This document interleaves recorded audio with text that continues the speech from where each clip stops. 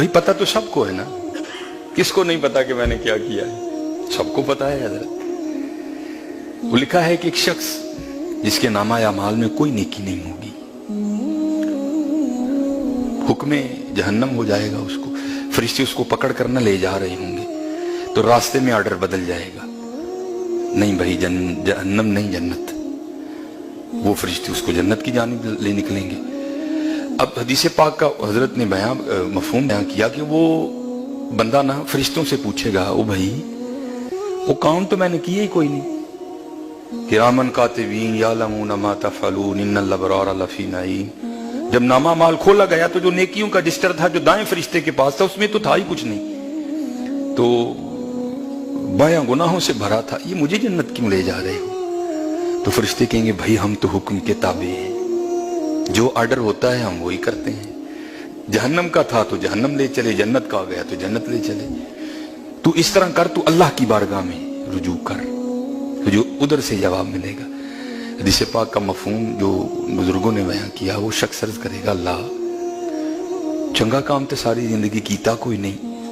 یہ جنت کیوں بھیجن لگے ہو؟ تو لکھا ہے اللہ پاک فرمائیں گے وہ بندے ایک رات تو سویا تھا، تو سوتے سوتے نا تو نے کروٹ بدلی، تو جب تو نے کروٹ بدلی تو تیری زبان سے نکلا تھا اللہ،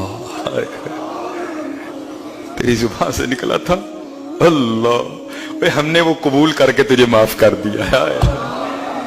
اگر نکل جائے تو اتنے رنگ لگتے ہیں تو جی حضرت جی میں وضو کر کے بہ کے تسبیح پڑھ کے کہوں گا اللہ اللہ اللہ اللہ، میرا دل کیونکہ دفتر ہے نا پاس، مجبوری ہے، نہیں تو خدا دی قسم دل کردا ہے مسجد سر تے چک لئیے ایک باری سارے، اس ٹائم میری میں خود کو کنٹرول نہیں کر پا رہا، میرا دل چاہ رہا ہے ایتھوں لے کے خیرلے بندے نو کہا سارے رولا پا دیو جلاد، لیکن جیسے میں کہتا ہوں میری مجبوری ہے، پاس دفتر ہے، کچھ مجبوریاں ہیں جن کو مد نظر، لیکن دل نہیں کر سارے لوگ پکارو اس مالک، پکارو اس بادشاہ، اس 70 ماما تو ود پیار کرن والے رب، لیکن چلو ایتھے تے مجبوری ہے، لیکن باہر جا کے کسی دی کوئی مجبوری نہیں ہے، سرگی اٹھیا کرو حضرت، سرگی، اور جیسے میں نے کہا نا اسباب پیدا کرو، انہوں راضی کرو، اور راضی ہو جائے تے کوئی گل بن جائے، ہاں بات ادھر سے بننی ہے۔